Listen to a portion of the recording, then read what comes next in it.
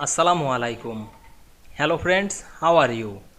Welcome back to my another video. In this video, I am going to show you how to align shapes vertically in Microsoft Publisher. Let's get started. Firstly, we have to open a Publisher document. Now we want to align shapes vertically. Go to the Insert menu. Then click the Shapes drop down menu and insert some shapes.